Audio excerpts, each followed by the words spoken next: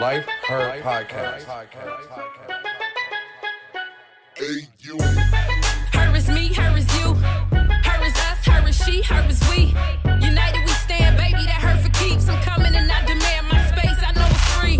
I owe myself the world, they tried to count me out. I've been down some dark roads, they tried to pound me out. From cloudy to sunny, ain't think that I would make it out. I needed positive emotions to fill me out. Hey everyone, I am Yvette Lloyd, host of Life Her Podcast.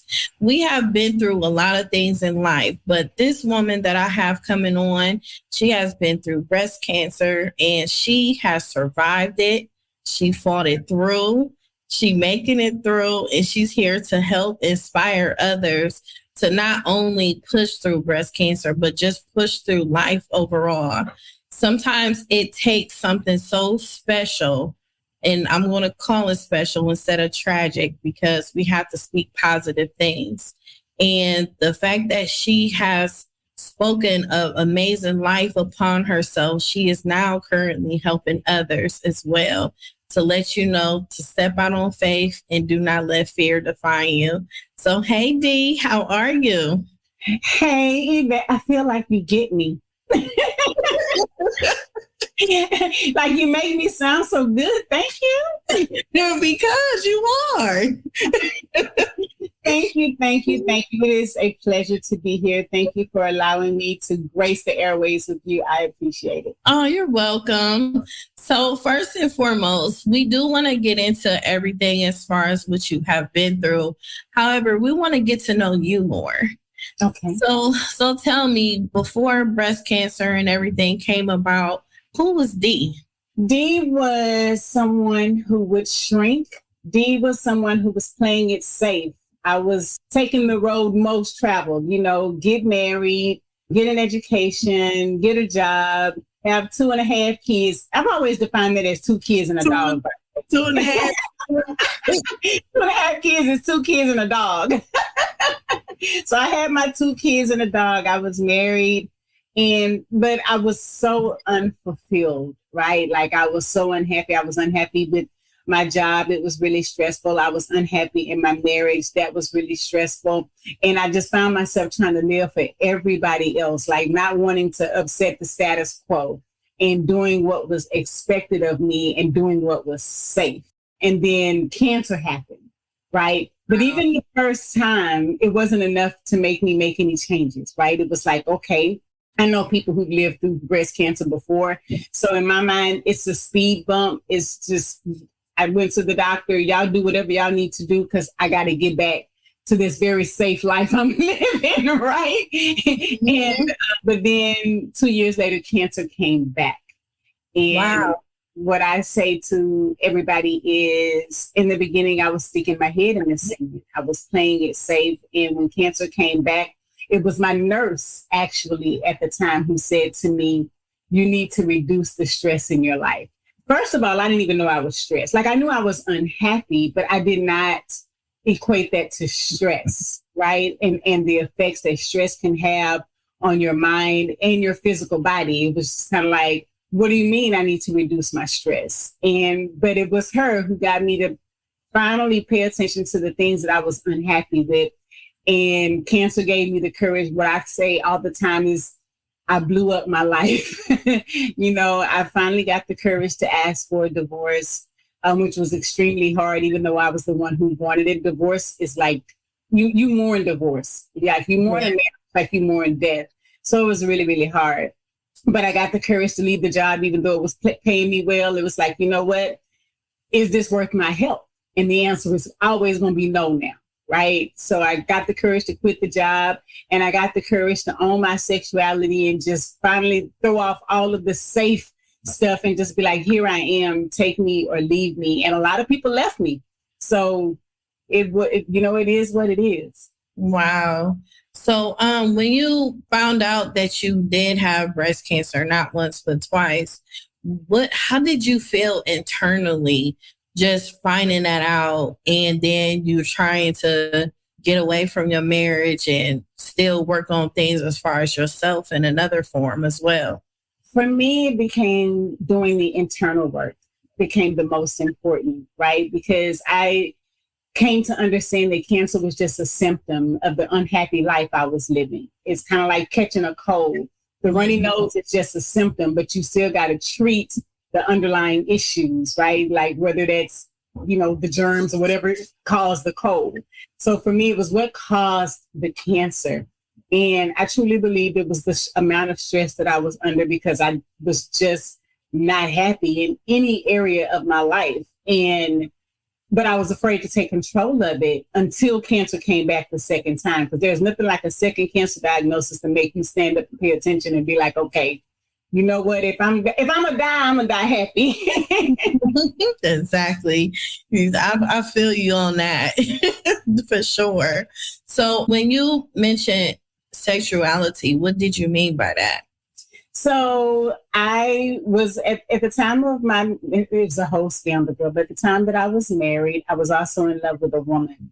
But I was afraid to own that because my mama because she passed away in 2019, very, very heavy into the church. And I was afraid of losing the affinity of my mom. I had friends who were very, very heavy into church. My very best friend was really heavy in the church. And I was just afraid of how I would be received. I was afraid of being ostracized. So I hid that part of me for a very long time out of fear.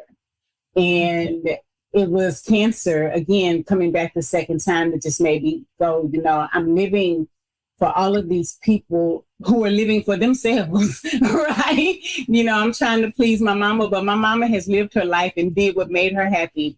I'm trying to please my best friend, but she's living her life and doing what makes her happy. I'm the only one seemingly, because of course, this is all from my perspective, but I'm the only one over here shrinking and playing it small where everybody else is living their life. And so cancer a second time gave me the courage to just come out and be who I am. And even then it was still scary. It wasn't like, cancer came and I was like, hey, by the way, I'm gay and everything was great. It was a really, really hard time in my life because I lost contact with my mom for a while. I lost contact with my best friend for a couple of years. It was just, it felt like a death. Right. Well, I am personally proud of you for even just stepping out and do that, because it's a lot of people that is still in fear today that is not able to open up like that and live in the lives for others. Can you stress and let people know how important it is to live for yourself and not let people dictate your life and your future? I always say it as simply as this, that we have but one life. Unless, of course, you believe in reincarnation, but that's a show for a different day. So we have but one life. And I truly believe so I am an author and I just released my book, Beauty in the Breakdown. And I'm sharing that because inside of the book, I talk about how when I look back over my life, I look at all of the breakdowns that I've experienced, from childhood molestation to failed relationships, to a failed marriage, to owning my sexuality, to having breast cancer twice. When I look back at all of the breakdowns in my life, what always followed was a launch pad. Something great always happened after it, right? There was no breakdown without the beauty coming afterwards. So what I learned to do is find the beauty inside the breakdown. And I do that by asking God, okay, God, what is this meant to teach me? And I get chills even now when I do it, because there's always a lesson attached to it that's only going to elevate us. And now that I know that, I can face my challenges with a lot more excitement, if you will. Like, I ain't glad to have them. That's not what I'm saying by any stretch of the imagination. But I do know that something great is on the way, is what I'm saying. Yes. It's so funny because I love the title of your book, but I'm so happy that you end up breaking it down like that. Because I'm like, this title is bomb. I'm like, I wonder what's the word behind it. And you just really just broke it all the way down. And I really love that, because a lot of people don't know, even though in the midst of a storm, it's still something so beautiful at the end of it. And people don't understand. If you just keep fighting and keep pushing through that storm, you will be surprised on how beautiful it blossoms into your blessings. That's something you've been praying for all your life. And you were like, I had to go through all that to get to this. Yes. Like you really just gave me chills. I have chills all over my whole body because that's it. Like that's it in a nutshell. There is no storm without a rainbow when it comes to our life. Yes. We know that we can be like, you know what? Bring it on, God, because I know that this is happening for my highest good. And that's how I feel about it now. And a lot of times, don't get me wrong, sometimes when you're standing in the eye of the storm, it's hard to see that. But I promise you, if you take the position of, okay, God, what is this here to teach me? God always delivers. And I told you, God is consistent. It's us that moves. It's us that changes. God is consistent. And so when I ask God, okay, what's the lesson here? Without fail, I get an answer. Yes. And that is so true. It really is.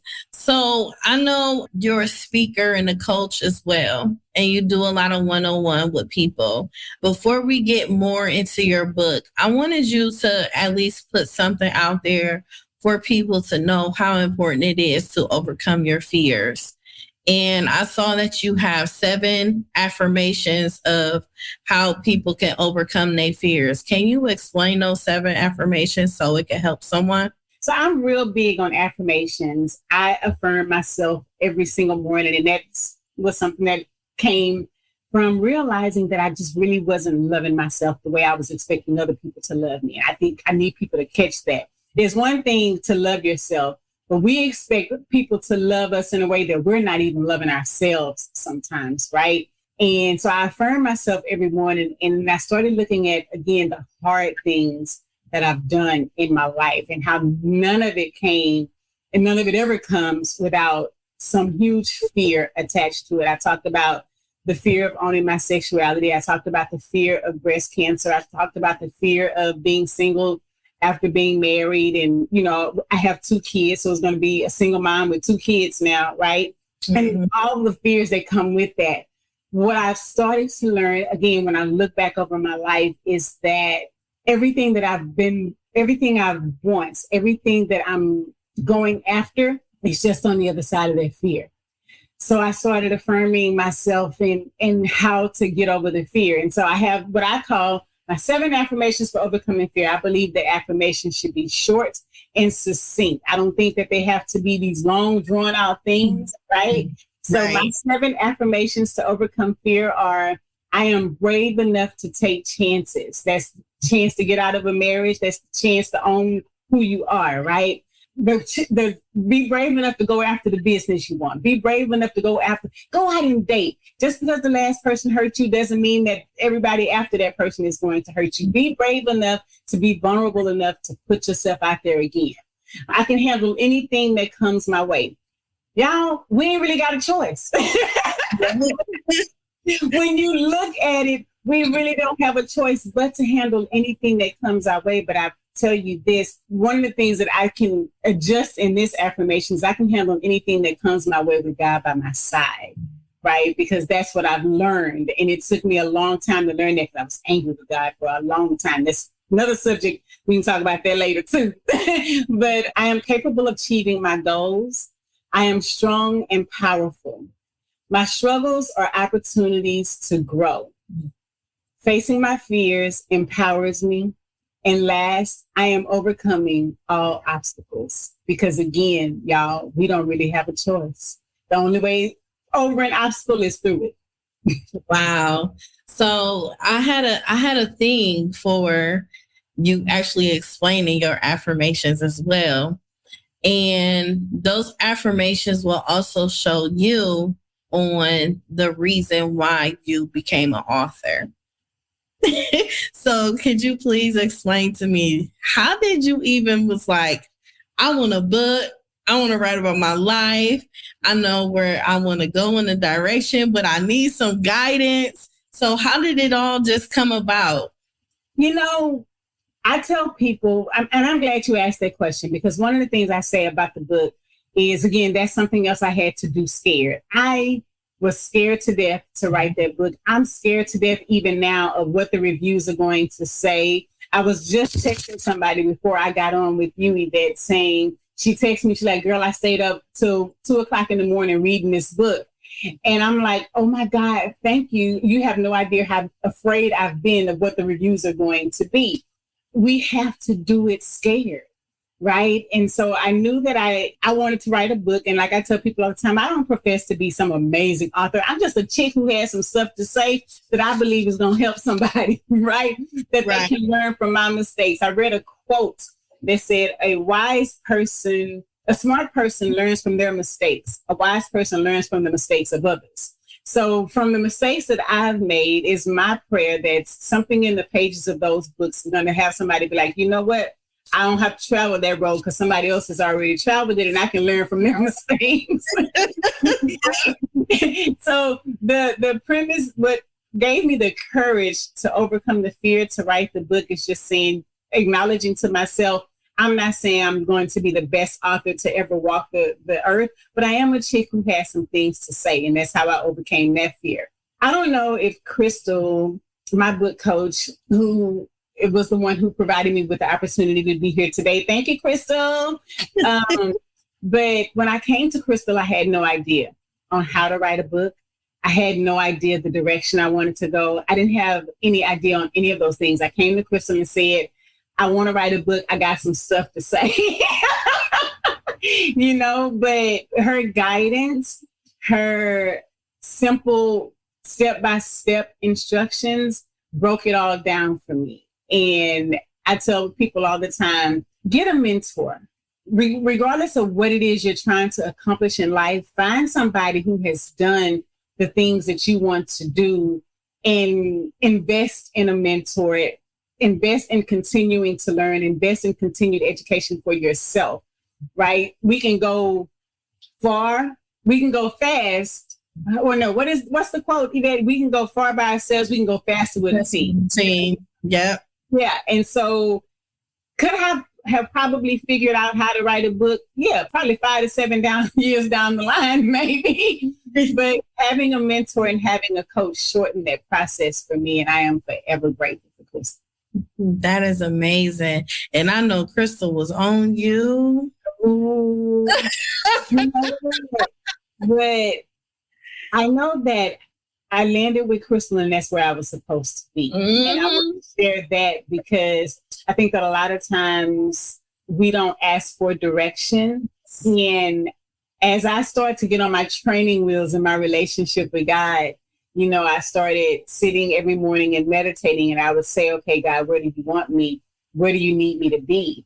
And I went to 2 other book coaches before I went to go see Crystal. And those 2 book coaches declined to work with me because of my sexuality. And when I went to Crystal.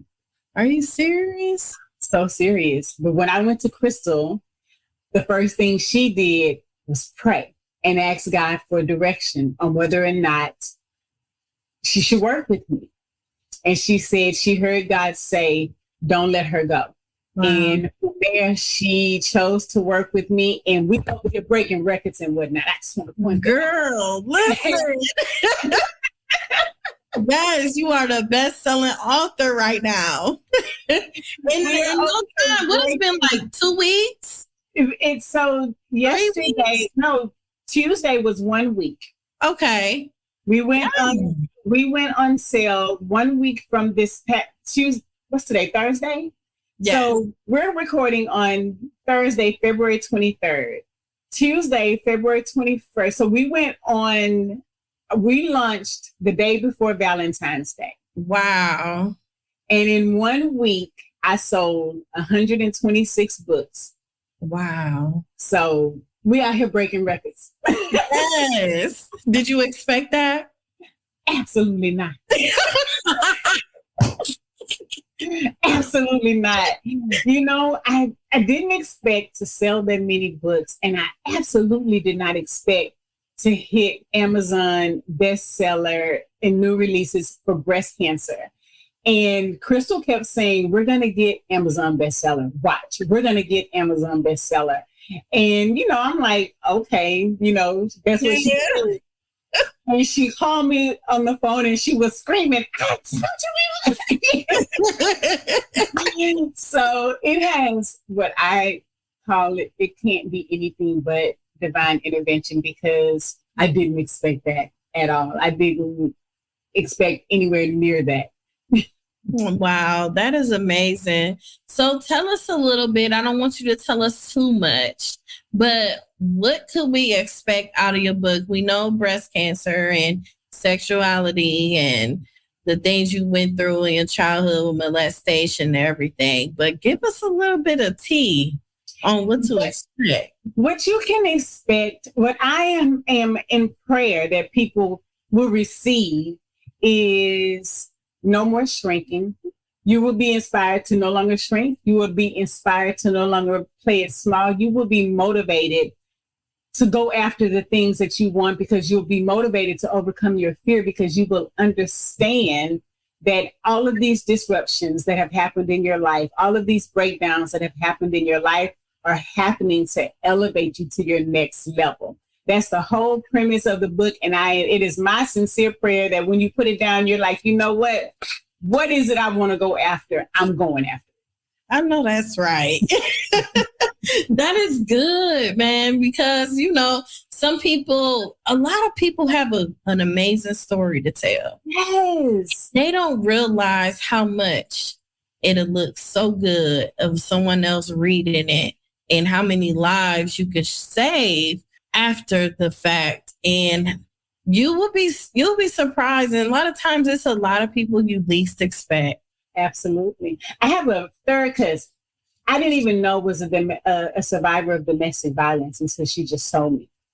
Wow. Right? That she had been shot by her former husband. I didn't even know that. And I'm like, girl, do you know how many people help with that story?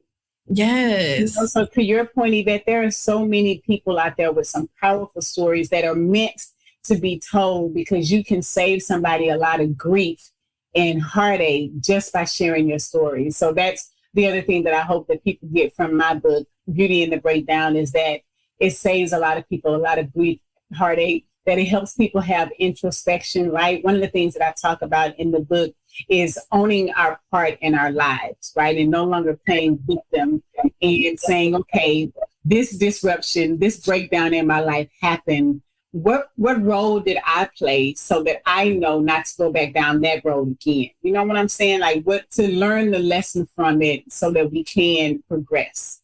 Mm-hmm. Now, I have a personal question to ask.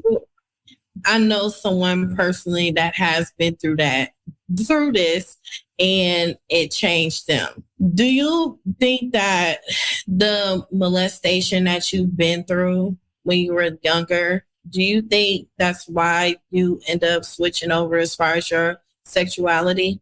I read that some people believe that, and I don't. I don't believe that that's the reason I ultimately ended up married to a woman, because prior to that, all I ever dated was guys. Like, she was the first female I've ever been with. I was modeling what I'd seen, and I'd only seen women with men.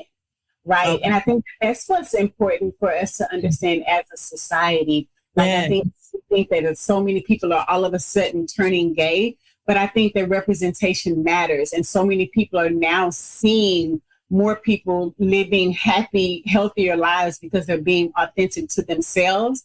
And people are now like, well, I can explore, I can determine what is best for me if I step outside of what I've been taught my entire life. And what I have been taught is that women are with men, point blank, period. And so that's the model that I followed until I met my now wife. We've been married going on 9 years.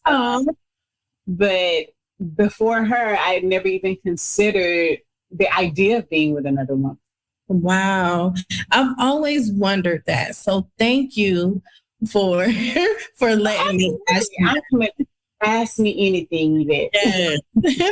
Because, some people say that's why they turned out that way. And I believe that some people truly believe that. And I can't say that it's not true, because I think that everybody's truth is their own. Right. Exactly. Thank you, everyone, for tuning in to Life Her Podcast, where we help heal women all over the world. Don't forget to follow us on Instagram and Facebook, Life Her Podcast, and check out our YouTube page as well. And make sure you subscribe. You can also look onto our website and you can purchase merchandise and listen to the podcast episodes. I am Yvette Lloyd. I am Life Her. Love yourself, ladies. Take care of yourself and others you love dearly.